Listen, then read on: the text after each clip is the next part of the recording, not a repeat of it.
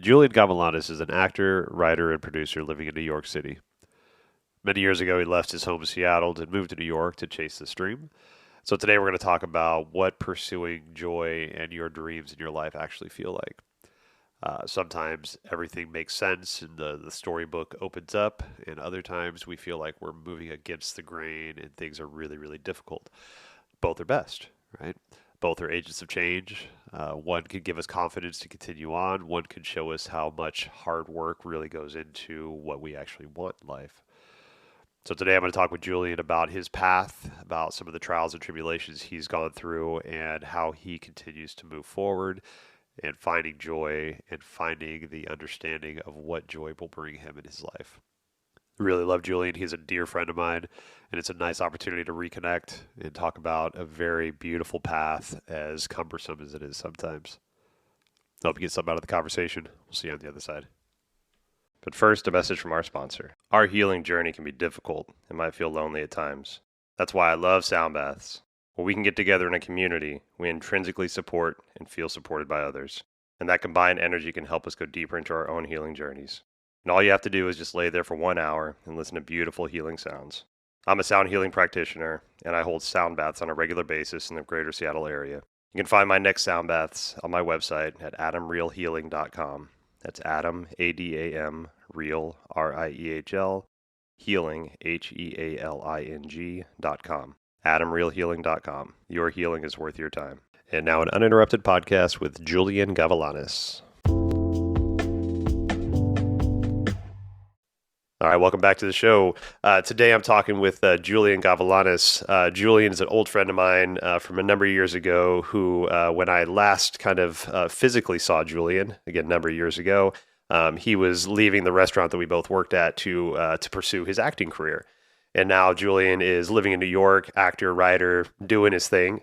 So today's conversation, we're going to talk about what it looks like to follow joy in our life and what the reality sometimes of that joy really looks like and how to kind of manage that and how to, adjust our understandings of joy, our definitions sometimes of these words that surround the goal that we're searching for. Because in reality, sometimes when we find that goal, it doesn't really add up to the anticipation that we had to exercise reaching that goal.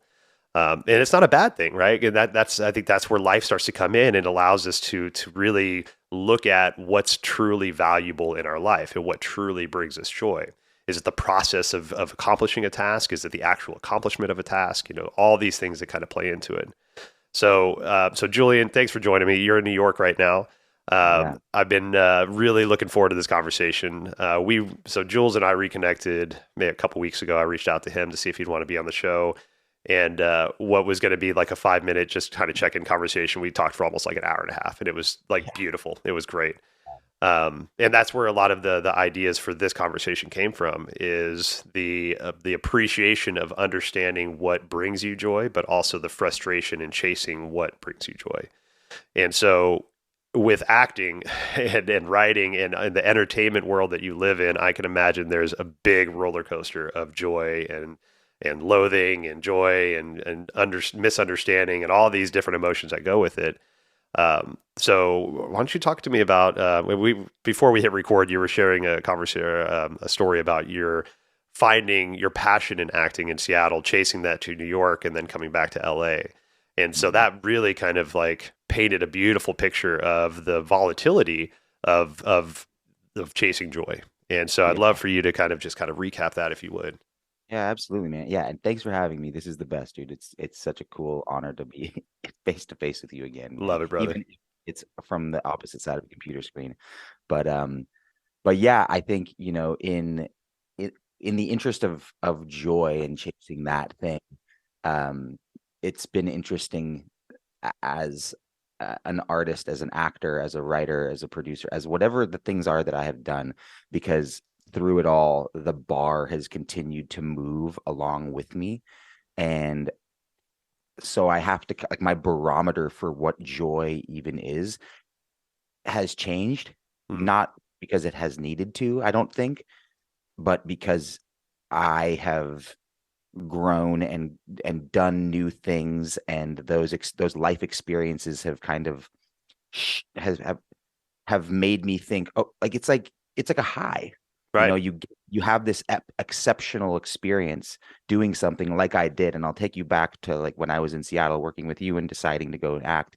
Um, I had this really incredible experience, which was saying, okay, I am a misguided, lost, like I have no um real path in my life. And so I need to lock into something. I know that I'm like a beloved person. I know that I have great friends.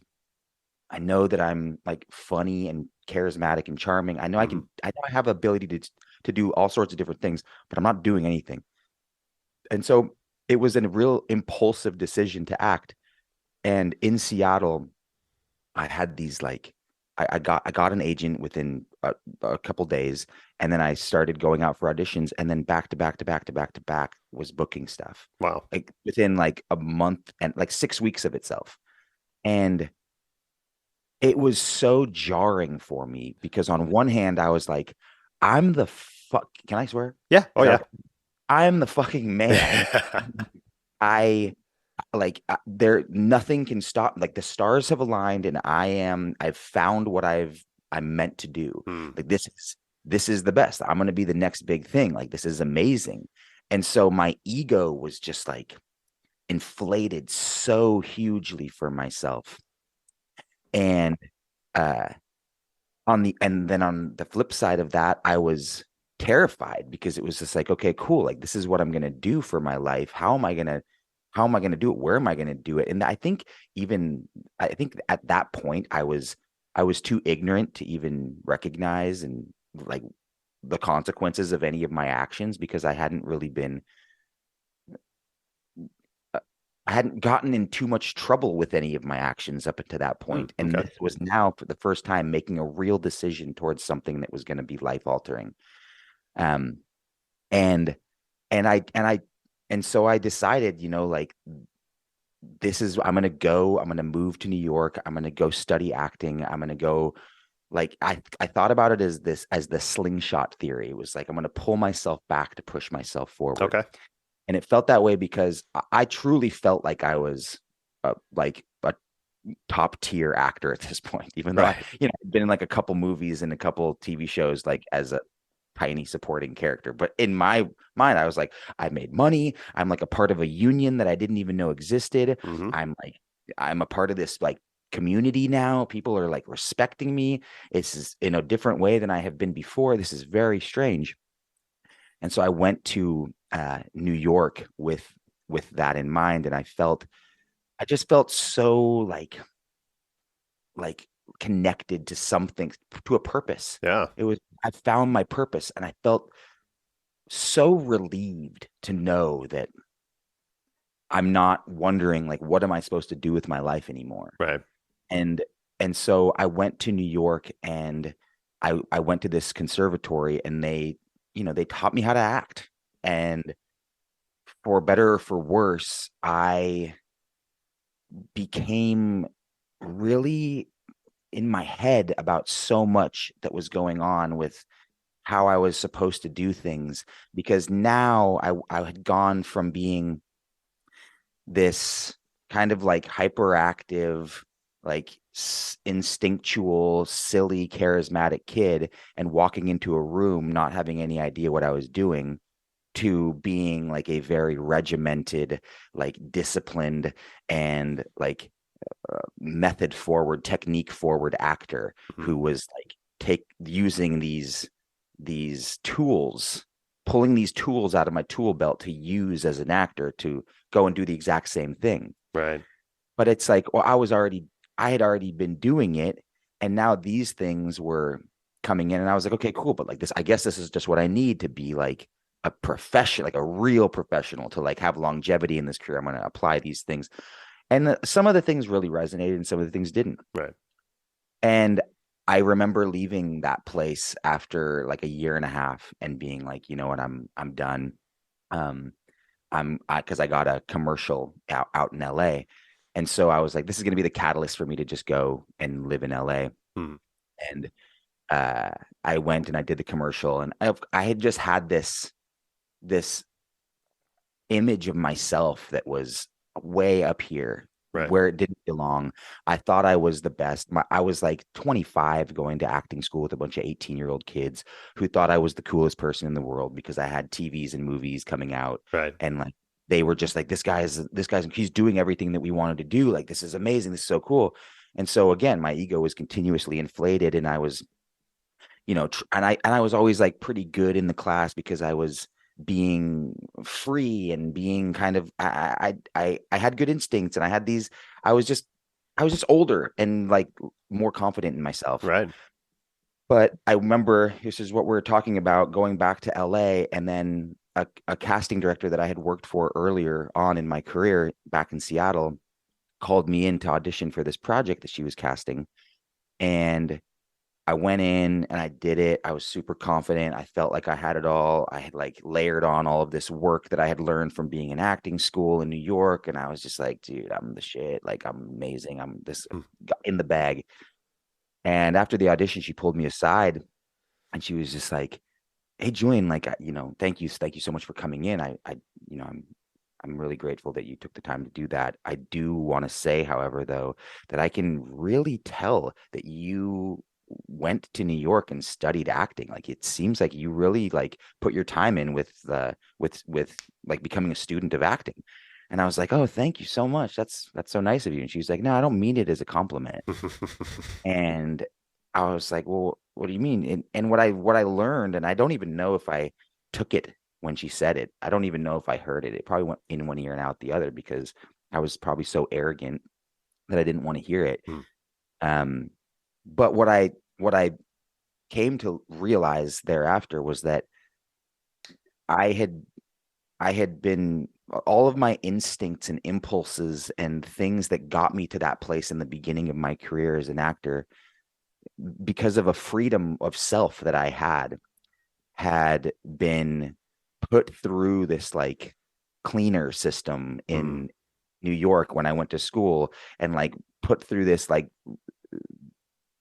system that basically removed those and added certain other things that were meant to be these like quote unquote like professional technique tactics to work. And in art, it's like, what is that? Right. What do you like? How do you quantify what that thing like? What is that? What is a qualifier for like a, a training piece for how do you train an actor? It's subjective. I am me. Right. Only I know how to do this. If I can approach a room and be a goofball and be silly or be dramatic or be whatever I can be, that's coming from me. It's like, I think what they were trying to teach at the school was something for people who didn't have what I previously had, Right. which were these instincts and impulses that were just coming from my heart and Yeah. my head in the moment.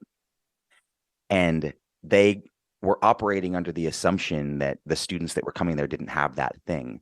And so when I went there, they were trying to teach us how to have those when in fact I already had those. And their effort to try and get me there was a different way than what was already happening for me. And so I absorbed it and became different in my approach to it Hmm. all. And it totally changed me. And for the last 10 years, I've been really moving through my career as an actor, trying to unlearn so many of those things because they stuck with me and I didn't know how to shake them. And then I started auditioning more. And, like so much of that freedom leaves you because you create this expectation for yourself. And all of a sudden, you're just like trapped inside of this space where you're self conscious of everything you're doing. And you are like nitpicking every little beat of a scene that you're trying to Hmm. convey. And to some people's credit, that can work for them. Right. But for me, it's like I've needed to get back to that place of pure of just pure Julian, of me, of just where my heart always was. Because during that time of my life, I was the most confident, the most liberated in myself. Like, I was also the most like undisciplined and like crazy I had ever been in my life. Right. But there was something beautiful about that guy. And I think this last decade, I've just been really trying to tap back into that version of myself in a responsible way Right. and get back to those instincts because honestly, man, like those instincts and the way in which I carry myself when I don't have a care in the world about the way that the world sees me otherwise brings me joy Yeah. and makes me feel like I am at a place where I don't need outside validation. I don't need to have my self-worth wrapped up in booking a job. I don't need to measure my success and think, okay, cool, I'm here. I need to be here in order to feel satisfied by my life. Right. And because I didn't have anything before I started acting and I was pumped Yeah. and somehow I was winning. Yep. I had literally just like an overdrawn bank account. I was drunk. I was pothead. I was like on paper just a total loser. But I didn't think that. Right. I thought I was the best. You were great. And I was having a blast. And since those days I have and you know it comes and goes, but I have definitely become, like I had said earlier, like very, very regimented in my approach to being disciplined and working harder and trying to get out as much as I possibly can of Right. this thing. And my bar gets set farther and farther along the farther I get. So, and I think there's something to be said for when my bar was so low, of course I was having fun because I didn't, anything that happened to me that was positive was going to be great. Right. Now I've done many great things. And so it's like there's an expectation to continue to match that. Right. And and and when I can't, that's where I have to kind of go back into myself and try to find that version of who I was back then and say, it's okay, man. Like you're good. You don't actually need anything. Right. Don't need to do anything ever again as far as your professional career to be a good person. Mm-hmm. You're good. You're Yep. okay. And and if you really want to continue to face this professional pursuit in a way that's healthy for yourself, then you're going to really have to change your ways and your method to getting there because it's not sustainable. Right. How I have been going about it for a long time. So stressful, It is, man. And it's it's funny because that brings up, something you mentioned in the conversation we had a while back, and it was white knuckling joy. Where we find joy and it's like, no, I need to keep this joy here. This is my joy. I can't let it go, but there's so much malleability with joy. Right. And so some of the things that came up with the story that you were just talking about is I think one of the issues that we have with the arts right now is that we think that, okay, so you're a good artist in whatever capacity you're good at. Great. Now go to school and learn how to be a better artist. Well, when we go to school, if we already have kind of this intuition about how we want to create art or how we want to create this modality that we have, I think leaning into your intuition is beautiful because it's there for a reason. If you don't have the intuition, but you have the desire, then yeah, go to school. And even if you have intuition, you can add things in with schooling and with training and things like that, as long as it doesn't replace the intuition, because that's what got you to where you're at in the first place. What really kind of brings up that in an approachable way for me is when you look at musicians. Right, you have this you have this band that breaks out of nowhere. You've never heard of them. They're from like Central Ohio, right? They're this small town. Nobody's heard of them, but they just break out. They're this awesome garage band. They've just blown up the music scene. It's changed the way music is listened to and then added a new genre. That next album generally that comes out is shit because all the passion that made that first album, the drive to just make a song, to find a cool riff, to just like have years to put into this project, because that's, you were nobody at that point in time. You didn't have big ass producers to work with. You didn't have all these management companies to work behind you. You were just making the passionate music that you felt that you needed to make.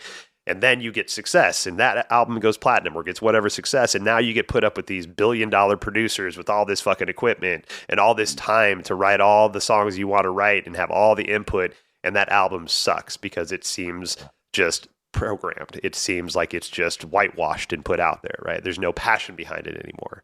And I think Right. that's kind of that some of that trap that, that might be fallen into is the passion that you had going into acting has kind of been toned down into this package of like, hey, cool that you have this ambition and that stuff, but let's keep it within this box because this is the box that's palatable for Hollywood or for whatever thing that you're trying to do, right? And it takes us away from the initial intuitive, impulsive, beautiful passion that we already were born with.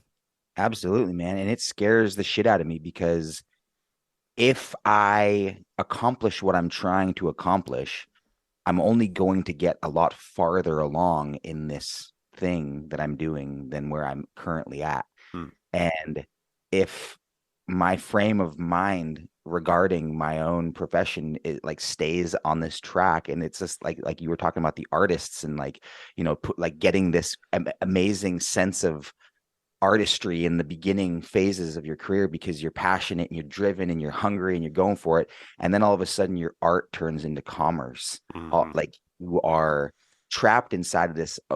Okay, now now I'm actually doing this based on need versus doing it based on anything else for that matter that propels you to wanting to be creative and do those creative things, and it hinders you. It gets in your way. You become like much less of an artist than you were before because the purpose in which you're going about it is different. Yeah. And sometimes you don't even know what the purpose for doing it is in the beginning. I didn't know what my purpose was. I was just doing it because it felt right. I felt connected to something for the first time in my life that wasn't like alcohol and drugs and people pleasing. Right. It's like, whoa, I'm actually like really good at this. And I get really nervous that, the farther along that I get, the more damage I'm going to do to myself. Not in any kind of like, I'm going to like, substance abuse, that kind of thing. Right. More just like, this isn't getting better. Like this headspace isn't going to protect itself because I still feel very much like I need to get farther in order to get there, which is like, it's like a cause and effect kind of thing, right? Like if I'll start saving money when I have money. Right. Kind of thing. Yeah. And it's like, just like, you're good right now. Like just believe that your career is going great and enjoy it to its fullest capacity and continue to enjoy it as it grows. Really check in with yourself and recognize that it is going well. And like a lot of the times that white knuckling feeling comes into play because like an alcoholic, when you're just like white knuckling because you're like, I don't like, you're sitting and there's alcohol next to you and you're just like, I'm not gonna touch it. I'm not going to do anything. I'm not going to do this. It's the same way with my joy. I'm just like, all right, I gotta grab that joy and just like have it because right now I don't feel like having it, but I need it and I have to hold on to it and like squeeze the shit out of it to like get it, like, because otherwise I'm going to be fucking pissed. Like there are many days where I feel like I could just fucking scream and like, punch a hole in the wall. And it's not because like anything actually that bad is going on. It's just because I'm so fucking exhausted from putting so much work into something that is not reciprocating. Right.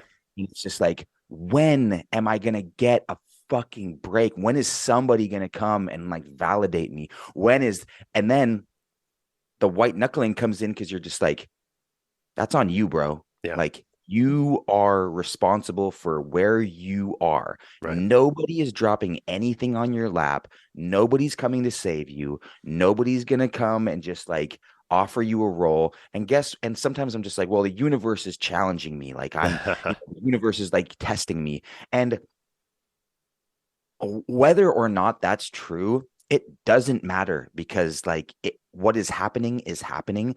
And those are the obstacles that I have to face. And on one hand, I feel great because I'm I'm learning how to overcome obstacles in a really meaningful way. But when those obstacles just continue to pop up in front of you and it feels like it's a sick joke, Yeah. you're like, you gotta give me something here. Like there's something's got to give. Yeah. I really need to be able to see my way through this.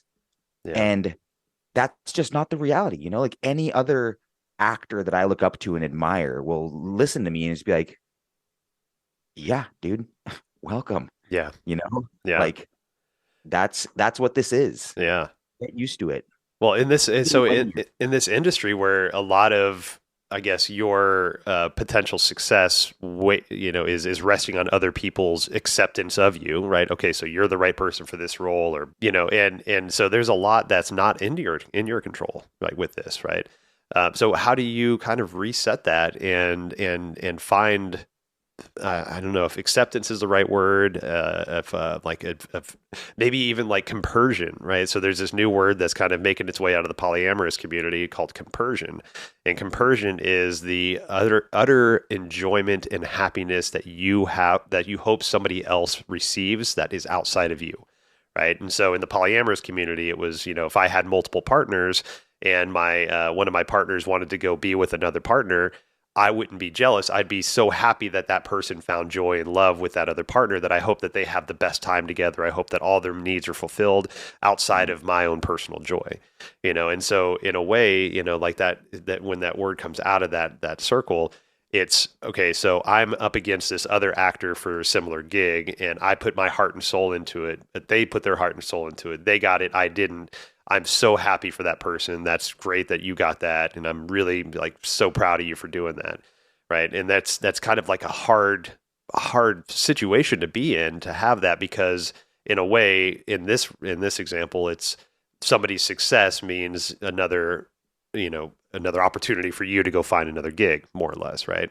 And Yeah. so, how do you find these resets when things don't go your way? Do you have like a practice that you have, or people that you can talk to? I mean, Yeah, for sure. I try to do a morning ritual every day, which is get up, do like a 10-minute breathing exercise. hmm, And then that leads into a 10-minute meditation, which the breathing always works because it's like it is what it is. yep, And then the meditation is always frustrating because I still like don't know how to lock in. yeah, But regardless, I just try to spend 10 minutes like with myself and try to find some level of stillness.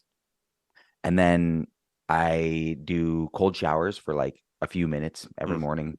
Um, I don't even know when the last time I took a hot shower was. It's kind of weird. wow, Like it's been years. Uh, yeah, I know it's bizarre, but I would like to say that I love them, but I feel like if I put it on hot at this point, it would just be like cop out, dude. Like right, who are you? yeah, Wuss, dude. Fucking get out of which is so weird. Just like beat myself up if I don't do it. uh-huh, Uh, so yeah, I do that, and then I try to journal as often as I can in the morning, and then I get up and I exercise, and really like all of those things to start my day really feel kind of necessary at this point. yeah, But I mean, I've been asked before, like, how do you like resolve the feelings of like rejection and being bummed after some of these things or having somebody else book the role or doing and it's just like you just have to accept that it's part of the thing and that it has nothing to do with your talent. It has nothing to do with your ability or if like you're so much more often than not, it's based in the chemistry that like another person has with another person off like aesthetics. right, yeah, Like, oh, this person is like this guy's sister, or like this is the wife or the husband or the son or the mother, whatever. And so they need to like fit all these things into it. And so recognizing that it's so far from personal is really helpful. yeah, Um, and yeah, I mean, talking to all of my people, my girlfriend has been really great. I think sometimes I'm nervous that she is so tired of listening to me just talk about this stuff because I find that I am reflected back to myself through her. mm, And because I say so much of the same stuff all the time, just kind of differently, it's it's just so annoying and obnoxious. And I hear it amplified when I tell it to her. Dude, honestly, there's no real way. I mean, like you could do a million things, but at the end of the day, like you're y- you're bummed, Yeah, you know? Like, especially it's not like you it's worse when it's a good like people are like, what was the worst audition? It's like it's the worst auditions are the ones that you actually did really good on, that you got really far on, and then you didn't get. So gotcha. it's not I can tell you a million auditions where I was just like, oh my God, that was so awful. Like Right. it felt terrible, but then you're just like, okay, cool. I definitely know I'm not gonna like get anywhere with that. You could kind of take Uh, the energy of expectation away from that. It's like, ah, well, shit on that one. So let's just erase that from the memory and just move on. for sure. Yeah. Uh, but yeah, I mean, I think the thing that has brought me the most joy since all of this, since I've been trying to navigate my way through the downsides of having to contend with no's all the time, is creating my own Yeah. work and making it for myself and not relying on other people and not sitting around and waiting for a phone call to bring me anything besides like an opportunity that is extra in my life. Right. I don't want to rely on and I think I started learning that during the pandemic. I think a lot of us started learning that in the pandemic, stop relying on other people because we didn't have other people to rely on. Right. And so I really started tapping into. I had shelved a lot of creative projects for a long time just because I didn't have the wherewithal Hmm. to get them going. And once I entered that space of, oh, I can't be an actor right now, even if I wanted to be, because all productions are shut down. There was one part of me that was excited because I wasn't in competition with anybody else anymore. Right. Like I wasn't trying to chase something that was maybe there for me or maybe not. We're all we're all fucked. So like Yeah. I'm like so we're all out of this. We can't like there's nobody that's doing it. There's nobody that's not doing like we're all just together in this. Mhm. And so it was a really liberating experience to explore my own creative voice and write and start getting into producing and start figuring out how to produce something for the purpose of acting. Like I love acting so much. It brings me so much joy. And it doesn't need to be, for some gigantic television show or some huge movie. I do an acting class weekly. It's like a weekly scene study class where I just get to go in and explore text and like be bold and be risky and get back to that instinct. And it's interesting because so many of my classmates will always be like, like your gift is your instincts. Like you're so instinctual. Like Yeah. you don't work like the same way a lot of us do, but like you are like when you get up and work, it's just like you never know what's going to happen with you. And I'm like, I'm glad that's coming back Mm. because for such a long time I have felt like restricted to it and kind of like, well, you're like, what do I do with my hands? Like, Right. Yeah. what Right. do you now? And it's like, why am I feeling this way? I've been doing this for years. This Uh, is crazy. Um, but I pay for that acting class. right. I don't get paid for it. And I shit you not, man, I get more joy out of being there. And like, I forget about the like the all the bullshit of not having I was there yesterday, Yeah. and like I was definitely thinking about that audition that I had done on Monday, and that I had turned in that I felt all guilty and ashamed of. And I went to acting class and it was just like, oh yeah, Mm. I love acting. And I think it's as actors, we are so misinformed that in order to be an actor, you have to be on something recognizable, Right. because follow-up question to I'm an actor is, well, what have I seen you in? And that's fine because that's the people aren't trying to be assholes when they say that. They're Right. just trying to get to know it. But you just don't ask that question to other people, Like I'm not like, hey man, like what like celebrity yoga retreat have you Right. done? Totally. Uh-huh.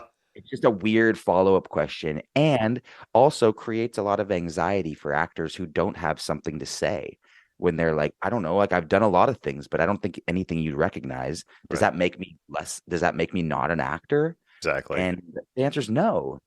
And so, uh, you know, getting to a place where you can recognize that like your purpose for doing it isn't just to be in some grand level of it in your professional place, but to just be able to do it and do it well and to be getting better at it by showing up to class, Right. by writing, by creating. Like I I I am a pretty disciplined person at this point in my life, and I don't know how to not do something. Like once I commit to something, I have to do it.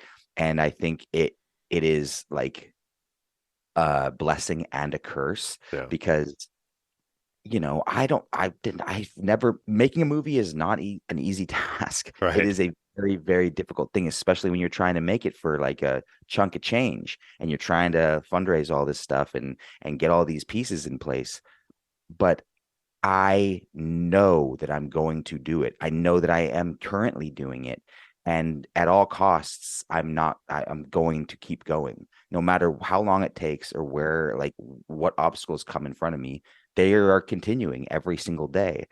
Um, but it really is trying to compartmentalize the idea that like acting can only be what it is if it is in a professional pursuit versus like acting is actually like just as sometimes more fulfilling in all the other places besides that, Right. and where you get trapped in like the commerce of it all, where you're like, oh my god, like I just booked this thing, and then you book it and you go do it and you're like, great, I'm on a show, I'm doing it, look at me, and then it's over, Yeah. and then you say goodbye and you're like, so you guys want to go hang out? And they're like, no, Yeah. we got work tomorrow too. And you're just like, wait, what? I thought we were like best friends now. And they're like, Yeah. no, dude, like this is just this business. Like we're doing like, wait, hold up a second. Like we just got like intimate. We did this whole thing. Right. Like, what do you mean? Well, and then you're like calling your agents, like, so I just did that job. Like, so what's next? And they're like, I don't know, dude. Like, we got other clients that we're dealing with right now. Can you call us back later? Like, what are you talking about?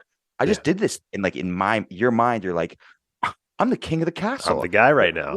where's my fucking trophies? Right. And they're like, they're nowhere, dude. You not only like do we not have them for you, you don't deserve them. You haven't done shit. Like, cool. You did your job. You did what you like are supposed to do. Great. Like, you're not going to win anything for that. You don't Right. get an award. Like, just appreciate it, move on, go to the next thing. And so, just to, bring it all back full circle, it's just like the like what makes me feel better about myself when I have to go through all that hardship of the rejection and of just not getting a win Yeah. in this world. It's just reminding myself like why I'm even doing it to begin with. You know, it's like recentering myself around what acting even is. And if like, read a play, man, like read a script, continue writing, or go take a bubble bath, man. Like Right. who cares? Do like whatever, go get a massage. And there's so many different tactics and they're ever changing. But ultimately for me, it's just getting back to my acting. It's just like, okay, cool. You didn't get it. Go get better. Go get better. Like Right. learn from what you just did or didn't do and get better so that you're better prepared for the next time. Yeah. eh, and you're gonna be fine. Yeah. I think that's the ultimate message is that we're going to be just fine. Like we Yeah. might not have gotten the thing that we were quote unquote expecting to get, right? We set up these expectations. One of my favorite lines from a Macklemore song is expectations are resentments waiting to happen. Right. So when we have this expectation, it's like it's already happened in our mind. So if it doesn't happen, even if it happens in an aspect of, but doesn't happen exactly the way we want to, we perceive it as a failure. And then we start Mhm. creating these stories in our head about how we're not enough and how if I did this or if I would have done that, we start shooting all over ourselves. Right. And we Right. create all these stories about this thing that wasn't even the thing, right? It's the perception that we decided to, the spin that we decided to put on it. right? And Right. so when we can really kind of step back from our stories and really see the thing as it is and not what we expect it, hope it, or desire it to be, I think it's a little more palatable for us to be malleable with the outcome of that answer. But, a lot of times like we're in this world where, everything is instantaneous. Our gratification is instantaneous. We're swiping faster than we've ever swiped before on our phones. We're ingesting, I guess, kind of ingesting information quicker than we've ever had before. And so I think the ability to really sit with ourselves and find what really makes us happy is a quest that not a lot of us really have the ability to do.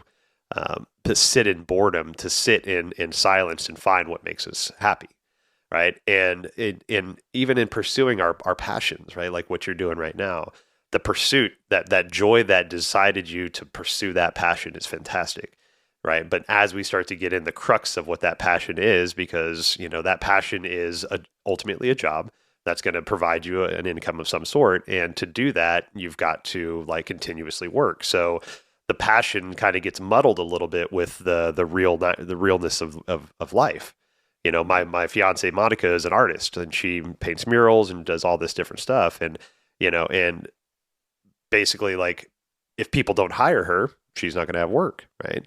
And so so when she puts in bids for these big murals, she just got a gig for like this gigantic 7-piece mural at this yoga studio, and it was like a lot of anxiety going into it and expectation, like, I hope I get this, I hope I get this.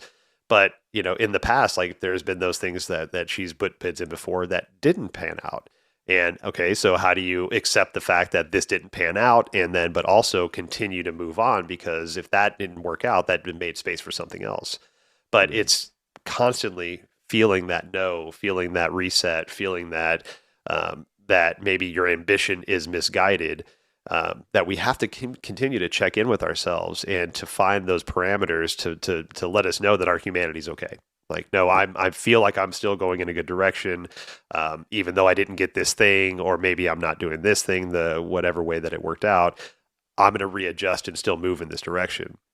Because a lot of us, like, we base a lot of our external happiness on our accomplishments, right? And that's just really fucking horrible kind of a pattern to get into, And I did that myself, right? When we worked together in restaurants, that's basically what I had a family that I didn't see. I saw you guys more than I saw my family, because you guys were my accomplishment, right? Mm-hmm. I wanted to be good at that, right? And so I was putting my efforts towards that, not understanding that I was dismissing my family at the time, right? Mm-hmm. And once I finally understood that wasn't the thing that's going to bring me happiness, I had to readjust and find out what that joy truly was. Because work, actually my boss at the time put it to me. He's like, hey, just think about this. Think about the day that you die, right? You got all these people around for your funeral. Then you got somebody up there saying, okay, we loved Adam. Adam was a fantastic human being. Nobody could write a schedule like Adam. Nobody could put away an inventory liquor order like Adam. Nobody's going to fucking say that. And if they do, I've lived my life wrong, right? No, they're going to talk about what kind of a father you were, what kind of a friend you were, what kind of a person in the community you were, right? So dial into that stuff. And so when I personally have what we're talking about, those low moments in life of the expectations of I put out this energy and it didn't come back. What I've found personally that helps me reset, and it's not easy by any means, because our egos are very wrapped up in the shit that we do, especially when we're putting out a product of artwork or something that we've personally done. But it's really reassessing, like, the trueness of the joy in your life, right? Yes, I find joy working with clients and helping them through their healing process. But I also find joy sitting on the back porch with my dog, watching a tree and barking at the squirrels with her. That's fucking fun to me, right? And there's no expectation with that, right? She's just out there watching the wind blow and watching the squirrels walk, and then she just decides to bark at one and not the other. Let's do that for a while, right? But I think it's understanding that, yes, we have energy that we're putting out into this world to accomplish something, but not all of our self-worth is wrapped up in that. Where's the simple joys in life? Where's your beautiful, where do you find beauty in the monotonous? Where do you find beauty in just like the simpleness, right? And I think that's where if we can start to slow down enough in life and to dial into that stuff, then we'll always have something to come back to when we get into the shit. For sure, man. For sure. Yeah. It's the voice in my own head, the relationship that I have with myself feels so out of alignment sometimes because I don't I don't pay enough attention to all of the wonderful things that are happening. It's like, we've both worked in restaurants plenty of times. We both probably worked with very awful people. Mm-hmm. And when you have a boss that's just like, it's like only calling you out when you like didn't fucking wipe the bottles off properly or Yeah, something. Like they're always nitpicking at you because of the bad things that you did. we call And they're that like, look, seagull management because you just swoop yeah, down and you just fuck yeah, with people. Yep. that's the worst. And it's like, but you're not seeing any of the good stuff that I'm doing. I like, why don't you ever like credit me for that stuff? And I think in my life, and maybe especially right now, this is the first time I'm saying this because as I was listening to you, I kind of was having this revelation. It's like I feel like that bad manager to myself sometimes, that Mm. seagull to myself. Like there's a seagull brain or a seagull version of me like floating around that's just like nitpicking me about all of the fucking bullshit that's happening in my life. And it's not even bullshit, man. Like it's just like the stuff that's hard, the stuff that the obstacles. And it's just like, well, you didn't do enough of that. And it's just these two voices. And then there's the other guy that's like getting like screamed over who can't be heard. Mm-hmm. It's just like, dude, like 95% of your life kicks ass. Mm-hmm. In fact, 100% of your life kicks ass. None of it doesn't. Like, and I forget to connect myself back to, excuse me, back to all of the like the things that are happening around me that are so great that like all I'm focused on are the things that could be better. And that's just such a narrow way of thinking for yourself. Yeah. And people always talk about it. It's like if you treated me the same way that I treated myself, I would not be having this conversation with you on your podcast. Right. Yeah. Adam sucks, dude. Yeah. He's such an asshole.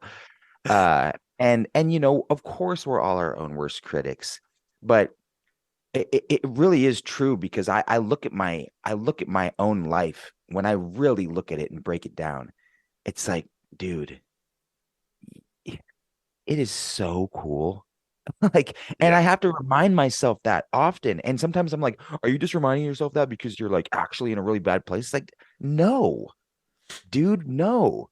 Like, I have been living in New York City for 11 years, mostly living as an actor, Yeah. like strictly. And like, of course, when I started in Seattle and I started like hitting booking jobs right away because I was freaking impulse Julian, I was just like, cool. I thought I was gonna be the next like Matt Damon or something like that. So I Right. was my expectations were out the roof, but I was also just ignorant to anything. I was totally naive and I had no idea what to expect. And and now that I'm like not there, it's just like I don't what that's that guy. Mm. That's his journey. Yep. What's your journey is this one, and you're on it, and you're still doing it. To my own experience credit, had I not had that impression of acting that I'd had right in the beginning, I probably would have quit Mm. because I would have been like, oh, this is hard. Right. This is not like I'm not good and I'm not going to do something that I'm not good at. And now it's being humbled by the fact that no, dude, you're not good. Like get good. Yeah. Like get better. Get like don't ever think that you're good. Yeah. Don't be Like complacent. Keep don't. working at it.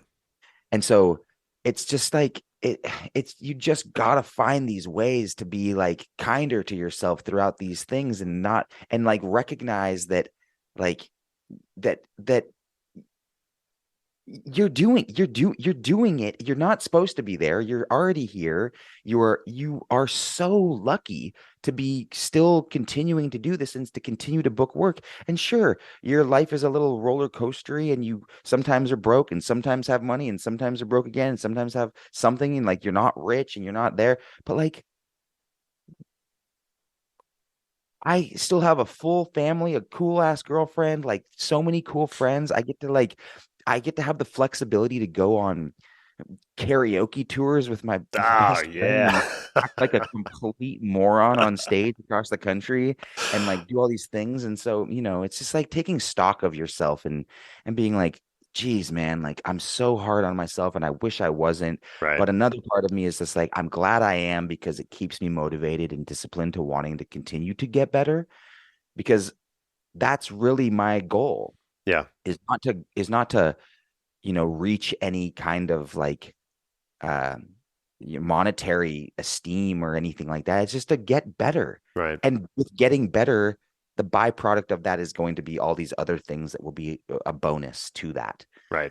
And ultimately, at the end of my life, I recognize that nobody's going to be like, oh, that like they're not going to sit there and list off these like movies that I was in or like how much my bank account had in it or any of those things. It's Hmm. all going to be about the relationships that I fostered along the way.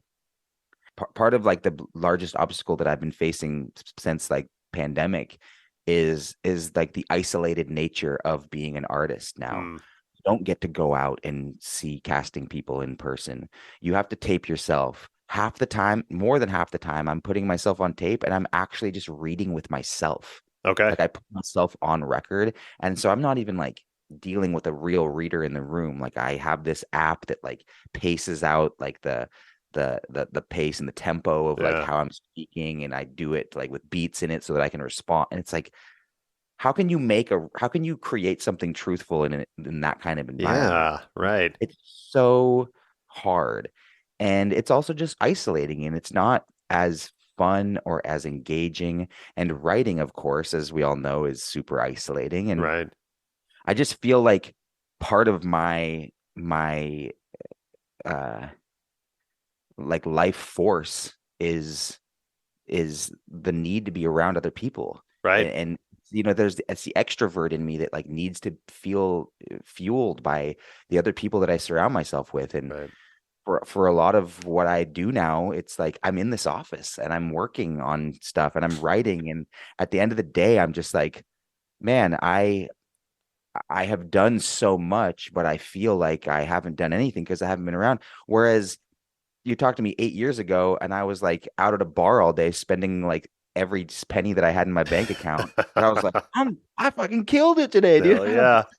Well, I think You that's know? the blessing and the curse with like kind of this technology that we're in right now is that I can talk to you in New York. I can see you face to face, and that's Yeah. beautiful. Like I can order groceries and have them delivered to my house, not have to leave. I can, Yeah. for the yoga side of it, to kind of relate to what you're talking about with the acting.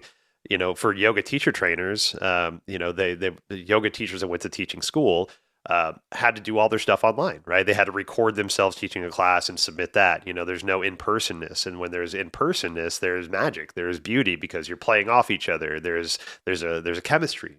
But when you're presenting to a camera, there's no chemistry, there's no like kind of cues to go work off of, right? And so there's this disconnect with humanity, with thinking that okay, we have all the accessibility that we need, but we still need human interaction. We still need to be physically human with each other. And that's one of the things that I learned during COVID. I'm an introvert. I don't think I really realized how introverted I was until I got out of restaurants and realized how much energy I was putting out just being an extrovert in restaurants and how much I love my couch time and just my me time, right? But I also found out when COVID hit that I need community. As much as I love my me time, it's because I'm so out there in the community that I need to recharge. But when I'm constantly recharging, I'm not putting energy out there, I'm not having human interaction, I'm starved and I feel depleted and I feel like I'm lost. And so making myself go out and be parts of community and be parts of humanity was something that I needed to find out through myself. And that was one of those, beautiful gifts that COVID kind of gave me. Um, Yeah. but to talk about the worst critic in our head, because yes, our voice in our head is like probably the shittiest person that could be potentially in our lives, right? Is our own personal egoic consciousness. But the more we start to work on that and kind of like what you're talking about, like reassessing what our joy looks like, reassessing what our external energy and our output looks like, what our professional life versus our personal life looks like, I feel like we can switch that voice from being so critical to being our biggest cheerleader, right? And it takes practice, and it takes, I mean, that's something I've been working on for the past probably 10, 15 years now since I started my healing journey, was changing that voice from being the fucking person that I just want to just strangle constantly and run away from, to being the person that I want to sit next to every single day, because that person builds me up. And that's a hard shift to make, because we're not programmed that way. We're programmed to see all the deficits in our lives, and the shit that goes on around us. Totally, So man. it's there's a big kind of shift in our mentality, that when we can get there, and then we not only we get there, but we start, our friends and our family, the people around us, start seeing that, and that's where that change really starts to happen. Is that kind of permeates out from that central point. It's definitely easier said than done. Huh. I mean, you can start by just saying it. Yeah. Like, I am good. I am, worthy. I am enough, Yeah. whatever you need to tell yourself so that it can start to become true. But man, it's like the hardest thing. It's the hardest thing in the world. And Yeah. I don't think it's uncommon for every single person to feel the same way, Yeah. I think a lot of the things that we're talking about in general are pretty relatable subjects. I don't think there's anybody in the there are certainly people in your world that are practicing like gratitude and like wellness and reaching a place of like euphoria within themselves and in their own spirit and mind. Um, and there's certainly people in my world as well, like all over the world that are Right. doing that. But but but it's so funny because, like acting, when you actually are able to tap into your like flow state with that idea of just speak like cheerleading for yourself or being kind to yourself, when you're in that space, it's the easiest work that there has ever been. Right. It's getting to that place that's the hardest part. Yep.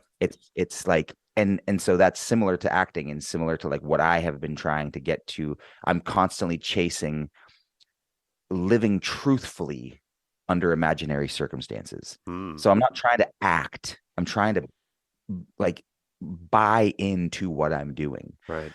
And in order to do that, I have to really work to and prepare and understand why I am acting that way, why that character is who that character is, and how I can relate to that character through my own self and with this vessel and do that thing. There's a bajillion different approaches and ways into getting there. Yeah. And they're all fucking hard. But when you get there and when you tap into that thing, there's nothing, there's no work involved. It's the easiest, most natural thing that's ever been. Mm. And it's the same way with talking kindly to yourself, with talking like with cheerleading, with changing your mind, with doing things with I ran the New York City Marathon. Hey. Bro, I can't that was like back in November. I ran 1 mile yesterday and I was like, this sucks. I was like, how did I just run fucking 26 miles Right. straight through like 4 months ago? Not even 3 months ago. Yeah. How did I do that? And it's just like, you are so powerful in your brain. It's all mind over matter. Yeah. You can convince yourself. And now, like, it's, I've always been a believer that it's harder to commit to the idea than it is to execute one. Mm. And that's the same way, like we were talking about. It's hard, like it's easier said than done. Like you don't just like start being a cheerleader for yourself, being kind to yourself, being nice, doing the acting work for real. Like to commit to the idea of running a marathon, let's say, as an example, for me was harder than actually running the marathon. Now, running the marathon was really hard. Yeah. But in my mind, once I commit to something, I'm in. Yeah. So once like it was the hardest part because I already knew I had crossed the finish line in my mind when I committed to doing it. Yeah. Which was like, if I say yes, I have to do this. Yep. It's happening. And it's similar to like if I'm gonna act, I have to do this. Yeah. If I'm going to be in a relationship, on the other side, if I'm gonna get drunk, like I'm going. Like Yeah. I'm all in. And it's it's a blessing and a curse, but like ultimately committing to an idea, the idea of it has always been hard. It was with drinking too, with drinking on the opposite end. Yeah. Like the idea of like sobriety was so hard to fathom. Yeah. How am I gonna be funny? Are people gonna like me? Am I still gonna be charismatic? Will I still be able to show up to a fucking Halloween party with or a thanks Friendsgiving party with a sleeveless bunny onesie? Like, how much are people gonna like me still? It's like idea of it. And then you stop drinking, you're like, oh, it is so easy to just not drink. Right. It is so easy to execute that idea. Uh-huh. And then you're like, oh God, like I'm in my flow state with this now, acting, kindness to myself, uh, in my exercise, in my world, in conversation. You're just like you're going and you're like, oh, this feels really good. And because it's just natural, it's not being manufactured, it's not being thought of, it's not having to take like little fucking tools out of your fucking belt and being like, okay, I got to use this method here and I got to use this technique there. It's just happening because it's happening because it's happening. Right. And it's the most beautiful thing that there is when it happens. And the reality of being a human is that it's not always that way. Right. And that it takes a lot of hard work and a lot of discipline to be able to get yourself to that natural space of just being free. And man, if I could like bottle it up and just like sell it to people, it's the shit that cures cancer, man. Like it's fucking there. It's just Right. like it saves Yep. humanity. Well, And I think and I'm what you're grateful. talking about really is overthinking, right? Like Yeah. when you get presented a situation like, hey, let's say this podcast, right? So Adam, I want to start a podcast. And then like, fuck, man, all the things that go into it. I got to book guests. I got to buy equipment. I got to learn how to edit. I got to do all this shit. Like, so basically like the whole map of what needs to happen unfold in my head. And I step back and be like, nope, that's too much. I can't fucking do that. That's way too many moving parts. Not realizing that one leads to the next, leads to the next, leads to the next. It's just starting the idea and then all the things start to make sense. But to like what you're saying is like when we think about like basically it's like when we think about how powerful and how authentic our beauty is, that's terrifying to people because there's like nothing will stand in your way. We cannot talk and rationalize ourselves out of this shit. We can't think of all the excuses why it won't work. We're living in our authenticity, and that scares the shit out of a lot of people, right? To know that there's nothing standing in your way but you, right? And so like when we can really kind of zoom out and take away all the steps and just take the idea and just start there, just it's amazing how much that stuff just starts to manifest itself as you start to get yourself aligned, like you said, in that flow state. Totally, man. And I really credit acting for helping me constantly be in pursuit of getting out of my own way and Yeah. out of my own head and letting that voice just go away so that I can live in my own authentic space through the point of view of somebody completely different than my own. Right. But in route to just expanding myself, my sense of self. And it's such a wonderful and like spiritual fucking explosion of euphoria when it is working. Yeah.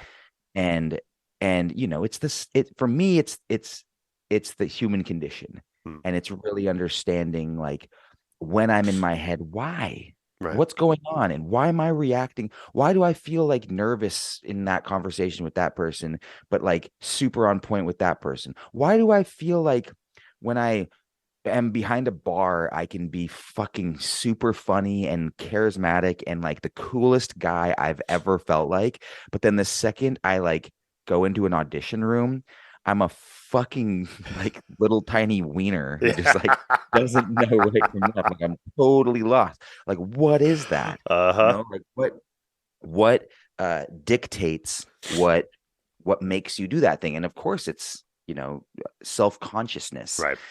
and being stuck in your own head and getting in your own way because you think things are important. I'm great in a bar because I don't give a shit Right. about being a bartender. And so there's no stake. So I can be like, I don't fucking care. Have it for free. Right. Here's a quadruple shot. You fucking down it all or Yeah. get the hell out of here. Don't pay. I don't fucking, whatever, you Uh-huh. know? Whereas like, you take an audition where I care so much about it, and all of a sudden it's like I, I, there's value in this. I don't want to lose this. I have something to lose now by just like being here. It's like Right. so much more precious. When in reality, like I think those two need to be swapped. Right. Like not necessarily, I don't need to treat it precious in the bar, but like I definitely need to treat those rooms like that same space. And if I can find out how to kind of like merge those behavioral qualities that I have when I'm in different environments because of like, oh, we're having a big party at my dad's house over Christmas, and like these people are going to be here, or these people, like the party can change based on who's going to be there and who's not going to be there. Yeah. And I just want to be able to be fluid in my approach towards all of those things. And I want to get to a place where I'm always just comfortable in my own skin and always my authentic self. It's just like you're not going to see, like, I think Adam Sandler is a really good Mm. example of that. I saw him recently, like speaking at a thing out here in New York, and uh, dude, he was just even the guy, the host of the talk was just like he's exactly like this Yeah. off the stage and like not talking as he, and like you could just tell, and it's just like, man, that is such an enviable quality, to just be so good in yourself. And sometimes I feel like I need to prove it in order to be that Mm. to myself. I need to get there. Like Adam, like, so I use Adam Sandler as an example, but like Adam Sandler has nothing to prove anymore. He's like, everybody's just complimenting. He's got it. He's figured it out. Like he's good. So of course he's comfortable. Right. I still feel like I have so much more to accomplish, to like prove. But then when I really take a step back, it's like, who are you trying to prove it to? Right. Like who to who, to yourself? Because if that's something, then like you're allowed to be authentic, like regardless. Like you don't need to prove it to yourself to be a better version of yourself Right. to the world. But somehow it's just like, oh, if I could just be like the version of success that I think is successful, I would be like way more confident and way more like authentic and way more like silly. I wouldn't take myself so seriously. I wouldn't Right. be so heavy and weighted in my conversations. I'd be like able to be much more flighty and careless. I get back to that place. And it's like, no, Julian, you already are that guy. You don't need to do any, like, you're working backwards to go Right. forwards, Yep. Yep. and it's already there. You already are that guy. Just allow yourself to be that thing. Yeah. And, There's a and psychiatrist I listen to, and she talks about how when we're born, as when we're brought into this world, we're born with the perfect amount of joy and happiness in our life. But as we get older, we think that we need to add things to it to maintain or to build on that happiness. So we keep buying things and putting things on and all this stuff that we keep adding in, but it's diminishing our light and it's diminishing our happiness, but we don't really realize it because we have all these things to show for it now. But when we can start to remove that shit that we put on ourselves, we can really see the true amount of joy and light that we were born with and that we're blessed with. And so like it's a lot of this is getting out of the structure of humanity, of what we've kind of moved ourselves towards, the keeping up with the Joneses kind of adage, being being okay driving nothing if you don't have anything to drive, being okay driving a dented ass car if that's what you have to get yourself around. We recreate the parameters for our own life and the versions of success that we set. And if we think that, like for me, for example, if I think that teaching a retreat in Bali is the pinnacle of Adam reaching success, and that's what I hang my hat on, is I'm a successful yoga teacher now. I've taught a yoga retreat in Bali. And then when that comes around and I teach that retreat, do I feel different? Do I feel better? Do I feel worse? It's like, okay, well, maybe I shouldn't, base my worth, my self-worth on reaching a monetized or physical goal. Maybe it's, how do I maintain joy on a daily basis, right? Gratitude practice. I wake up and I say, hey, I'm thankful I get to talk to Julian today for an hour. I'm thankful I get to hang out with Monica before she goes to work, take my dog for a walk, talk to my kid. Little things in life, but you know what? That brings me lots of joy. And if I could have those things to focus on and remind me that, like, yeah, you got to pay some bills today and you got taxes due, but you also get to talk to your kid for an hour and you get to chill with Julian. that's Mm. great. That offsets all that bullshit I have to go through, right? And it gives me something to look forward to. But if we just have that scarcity mentality, which a lot of us, I mean, we're in this world that we're kind of focused on that. What's next? How can I be better? How can I do something different? How can I push the envelope? How can I always improve? Fuck, man, can I just be Adam today and just be cool with that? Yeah. Can I let that be the definition of joy for me today and not have it be based off what your definition of joy is, you know? And let's just be cool with that, right? And not write that story about how I'm not enough, but hey, you know what? My kid thinks I'm awesome, so let's fucking lean into that today, you know? Yeah, it was really uh kind of revelatory whenever I did a TV show. I don't remember, I recently, and it was the first time that I had ever felt like I woke up that morning. I may have shared this with you on our first call, um, but I woke up the morning of my last day on set, and I was really anxious. Mm, And it was the first time that I had gotten up to go and do the thing that I'm out here to do. hmm And I wasn't just like, yes, dude, I get to act today. Yeah, hell yeah, dude, this is amazing. And it was so strange to feel something other than just strictly joy, because and it wasn't because I wasn't excited to go and act, because once I got there, I had a blast. It was great. But I had a conversation with Rachel, my girlfriend, afterwards, and she said, maybe it's because you feel like you're in a place where you need it versus you want it. And it just hit me so hard that it, like, this scarcity mentality of just like, I do. I am at a place in my life now where I need to book work to pay my bills, to do the things I need to get done. right. Look, I can go get another job at iPick if I need to. I don't know if I don't know if they'll hire me. Want to give me a recommendation Yeah, letter? I'll write you a letter, brother. Don't worry. Yes, please. Perfect. But she was like, it's because you, yeah, I think maybe because you think you need it.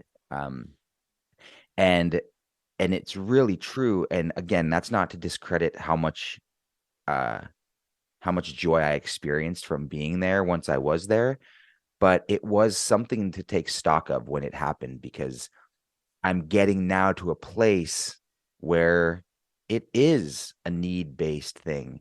And I need to create opportunities for myself around those things as well.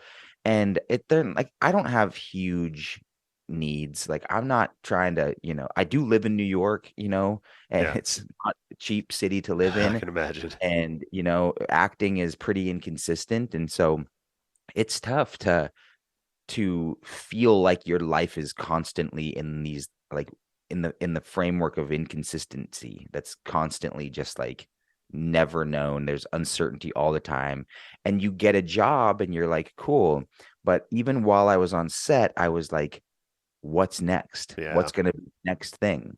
I was like calculating, like, the money that was going to come from it, and thinking about, like, maybe is there a chance that I could, like, this character could, like, show back up? How could I, like, frame that in an email so that I can get myself back? What can I do to leverage this show to, like, my agents to get me more? And it's like, okay, there's part of that that's smart thinking, because you're trying to, like, you know move forward from the opportunities that you're presented with.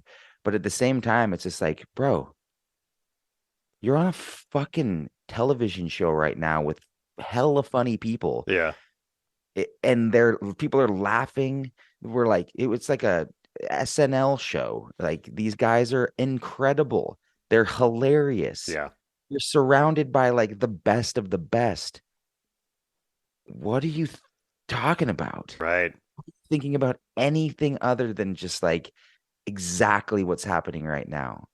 That's such a weird place to be in because, like, all, I'll take that scenario for yourself. Like, all you want to do is be in that situation. Like, that's like perfect. You're surrounded by beautiful people. You're surrounded by people that are challenging you and pushing you to be better. And you have a gig and you're doing all the things.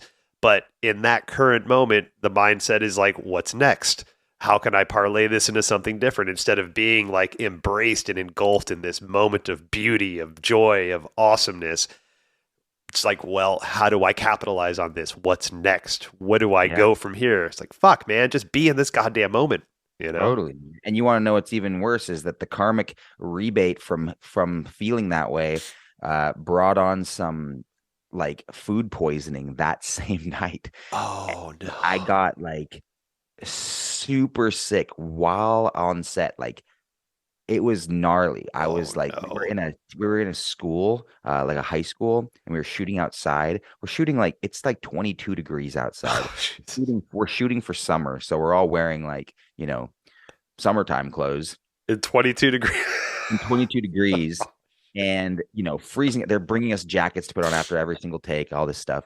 And I am like shitting and puking my guts out, dude. Like it every single time they call cut, I'm like running to the point where they're calling, like, does anybody have a 20 on Julian? I could hear it on the walkie-talkie from like inside the cafeteria, like in the school. All the walkie-talkies are going off trying to find Julian. Oh, shit. Half the crew knows that I'm just fucking shitting my pants. I'm just like embarrassed, but also like laughing about it, but also like, well, I probably deserve this for thinking like such an asshole earlier today. Um, yeah, it was just this interesting thing, and it stayed for like the whole weekend, and it was awful. But it was honestly, man, it felt like this is I deserve this. Even if that sounds silly, it felt like check yourself, Yeah. like, dude, you're good. Yeah. Like, you know what? Let me just do this to you really quick so you can get a little perspective because you're an asshole and you Right. don't actually maybe you don't deserve this shit, you freaking jerk. Um, It's like, yeah, you've worked so hard to get to this point. You're not appreciating it. So here's some diarrhea to show you how good, how yeah, bad it could potentially be. yeah. And it's just funny. It's just funny because, I'm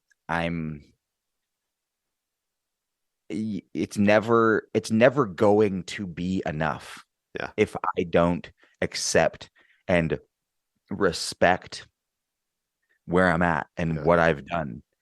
It just never will. And I'm sure that people in my line of work, people in your line of work, people in any line of work for that matter, have this feeling of wanting to get farther in their field and then getting there and wanting to get farther in their field and then getting there and wanting to get farther. And Right.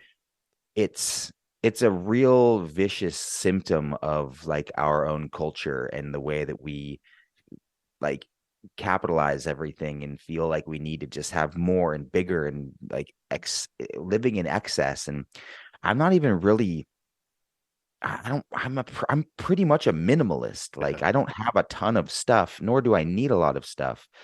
But I think it's because I need to connect with people in such a in or at least I feel like I want to connect on such a bigger scale Mhm. with people. And my only way into doing that is through acting. That's the pathway that I decided to take for doing this. Yeah. But it's now becoming filmmaking, and writing. And as long as I'm able to like touch other people, it doesn't really matter like how much money I'm getting paid for it or how far its reach is. I mean, it does matter how far its reach is because I do want to reach people. I want to communicate with people and Right. and share and laugh and enjoy like everything with other human beings. And my art allows me to do that. So of course my desire to get farther in it is ever present with me because if I get farther into it, that affords me the ability to connect with more people. Right. Um, and so there's something great about that desire to move forward, but it's also sometimes deflecting the fact that you look how many cool people you already have in your life. Right. I find, man, that like the more I lean into the relationships that I have and the more that I like am in service to other people and what they need, the better off I become, and like my self-esteem is expanded and I just feel so much better than when I'm just like self-serving, trying to like get the next gig. Right. And also the laws of attraction just start to play out, and all of a sudden people are like jobs are kind of coming, and it's like I don't even know if I believe in any of this stuff, but it's happening and I can't Right. deny it. So like this is working. And the idea though isn't to start like manufacturing your brain to think that way so that it comes back. Because Right. there's this rule of thumb in acting where like if you book a trip, you're gonna book the role at the same time. So Uh, like you ever have a conflict, you're gonna get it. It's right. happened to me multiple times. And it's just like, yeah, it's just this funny thing where it's just like, don't have anything like on your agenda, because or have no book something like go and consciously like Yeah. book a trip, because then you're gonna book the show. So it's just like, dude, just fucking just exist, just do Hmm. the thing. Don't manufacture things to try and get something.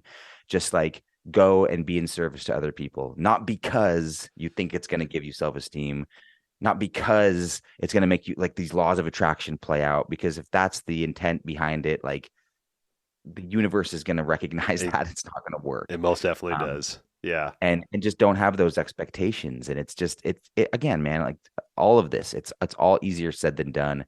And I'm just like constantly talking to myself about how I can try to navigate this whole experience just a little bit uh easier on myself, Yeah. so that I'm not, like breaking out the teeth, my molars in my back because I'm clenching my jaw so hard, Right. or not like biting my fingernails down to the nubs because I'm so anxious while I'm sitting here like trying to, prepare for an audition. It's Yeah. just like, dude, you're okay, Right. you Well, know? I think you said it good just now. Is like you got to keep checking back in with yourself, right? And be okay with the honest answer, right? Don't check in with yourself and be like, "Hey, Julian, how you feeling today?" "I'm fine." "Cool. Okay, take that for face value. I'm fine." No, fine is a bullshit word, right? What's in there? What's underneath fine, right? And then, but honestly, asking yourself those questions and being okay with those answers, and finding the ways to maneuver yourself within those answers. Like if you're not fine, then that's great. Like what makes you fine? What brings you joy? What brings you happiness? How can you have a conversation with somebody to just like kind of bring you out of whatever you're in?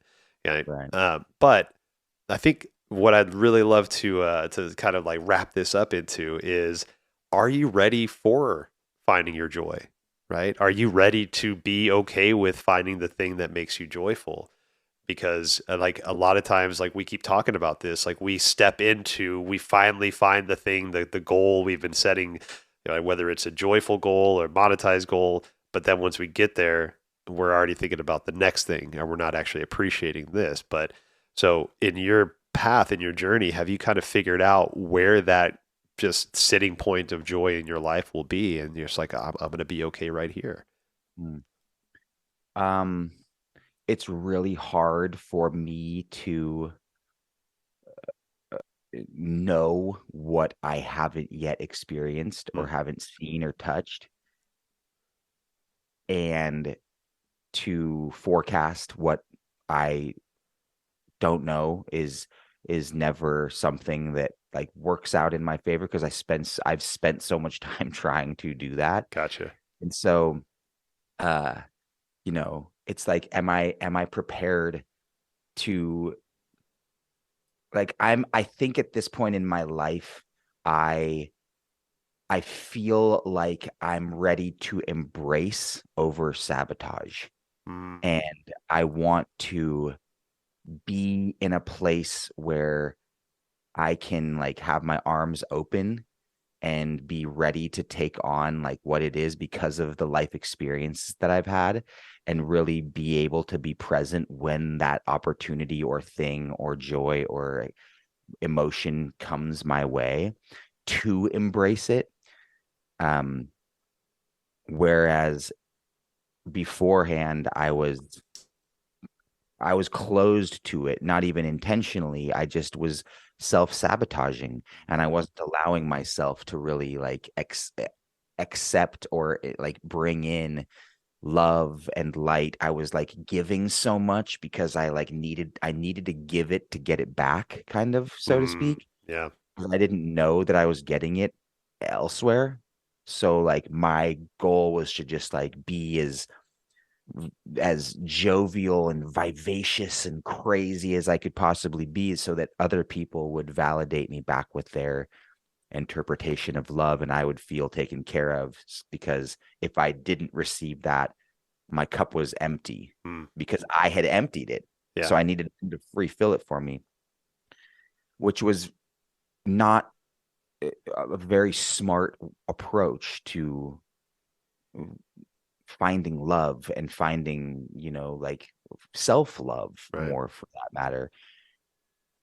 And it oftentimes just sabotaged me because I was exhausting all of myself to be something that I thought everybody expected me to be, when in reality, nobody was paying attention to begin with.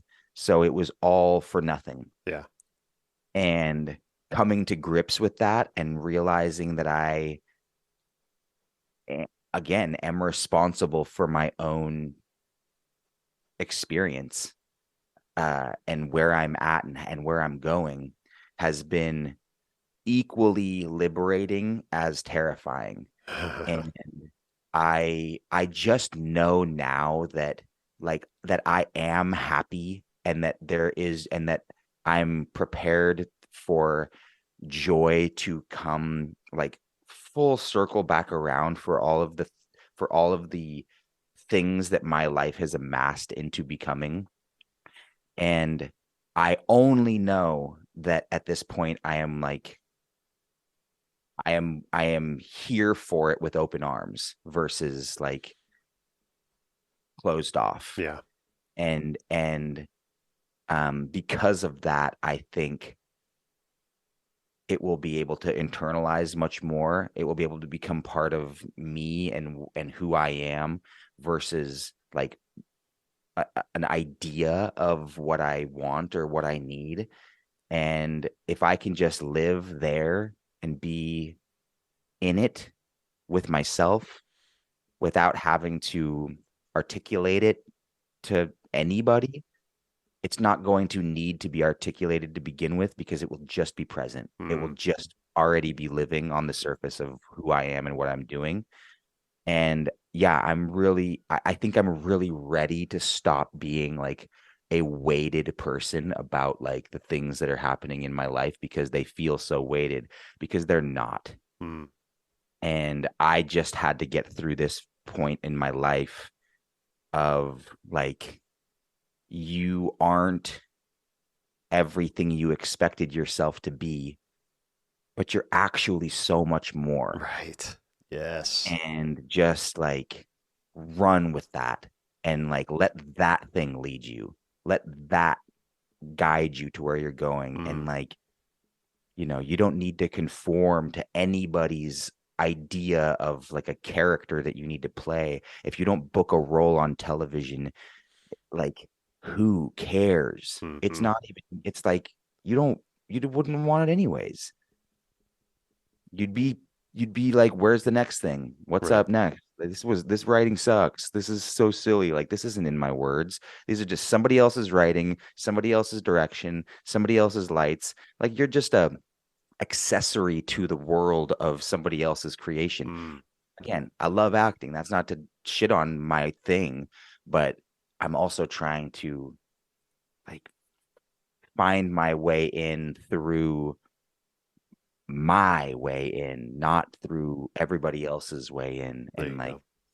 these journeys that I think I'm supposed to follow because they've worked for other people. So Yeah. I'm in the embrace phase, man. That's beautiful. I love that embrace versus sabotage.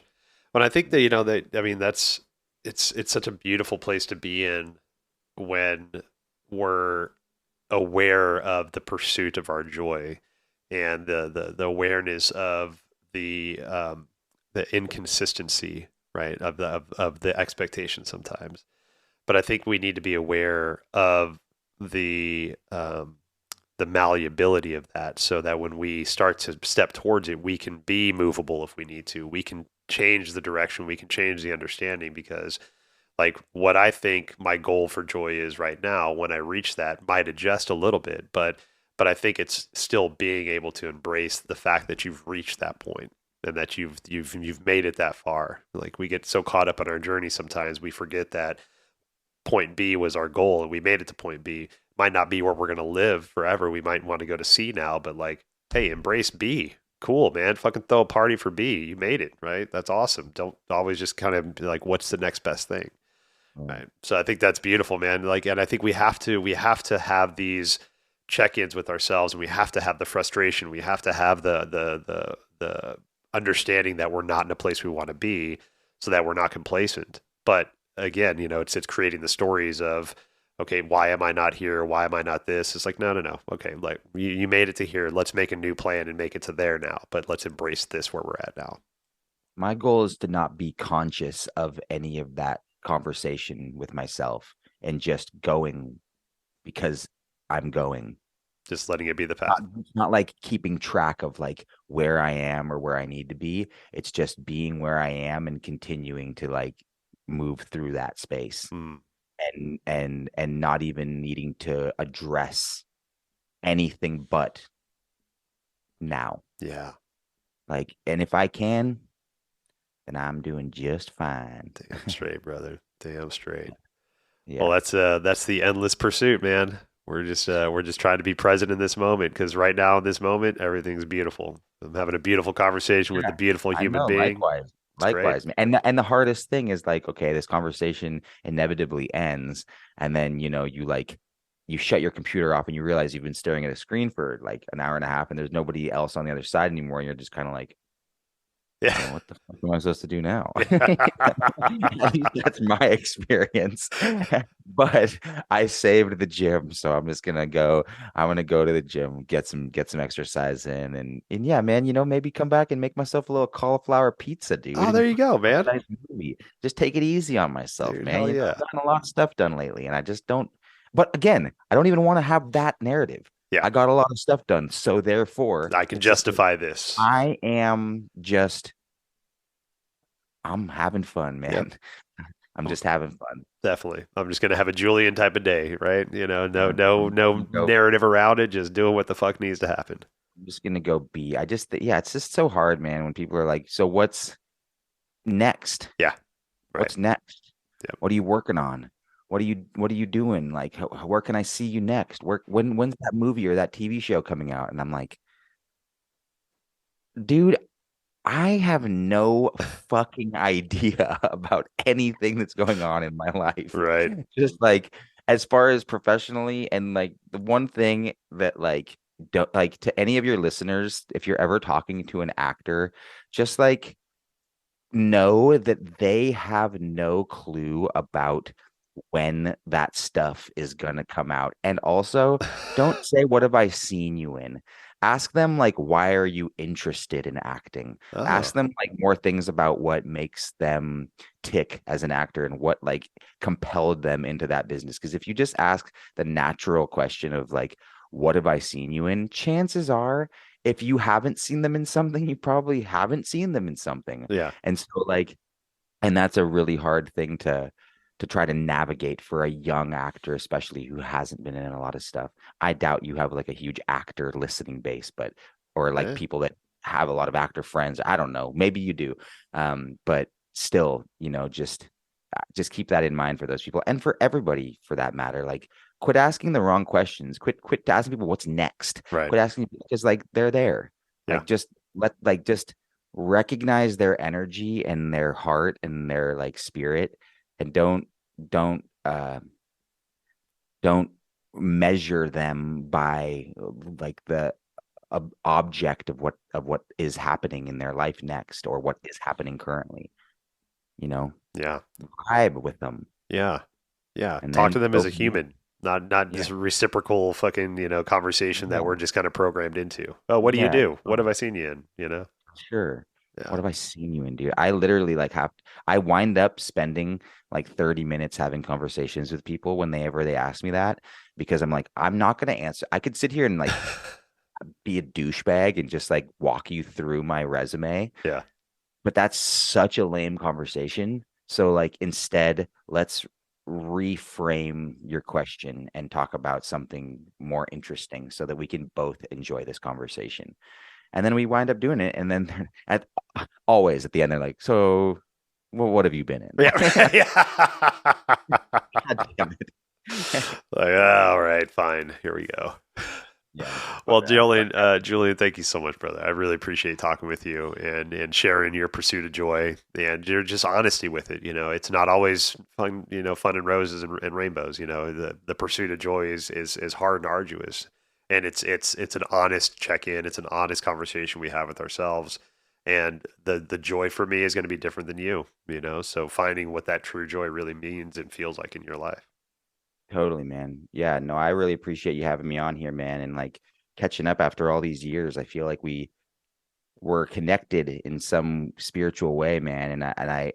I'm just pumped to be able to chat with you and catch up in this way. I feel like not enough people are having these kinds of conversations, and uh, I'm super happy that you're putting it on record and archiving all of these things, man, because your voice is super important, and I'm glad that you're out here doing this stuff, man, because I think it's really valuable to anyone who's listening, and you ask a lot of really insightful questions, and you're just like you're so engaged, man, in like the world and in who you are and in what you're trying to do, and your love towards me. Like I got off the phone with you after that date and I was just like, damn, that was the best. And I feel the same way now, like Yeah. so rejuvenated, and that's a huge testament to you, man. Like you are an exceptional dude, and from when we were working together a long time ago at the bar to now, like it's the same. It's the Adam Sandler thing. Like you were the same guy. You were just in different circumstances. And so I've always appreciated your kindness and graciousness towards me, and even more now because you're actually like putting really beautiful conversations and content out into the world, man, that like is important and it serves other people. So keep fucking doing it, man. Oh, And I hope next time I'm in Seattle, dude, we can hang out and have some chai tea lattes and do some yoga. damn straight, brother. Man, that's high praise, brother. That is high praise, man. I had a tear up a little bit just sitting there and listening to you chat, man. But thank you. That Best, that man. means a whole lot, man. I really love you for that. Absolutely, man. Love you back. Thank you for having me, man. We will definitely chat again soon. All right, dude. Take care. Later. Thank you so much for spending time with Julie and I. Check out the show notes for ways to get in touch with Julian or ways to support the show. Please like and subscribe to the podcast or share it with your friends. Thank you so much for listening. Obeisance and love. We'll see you next time.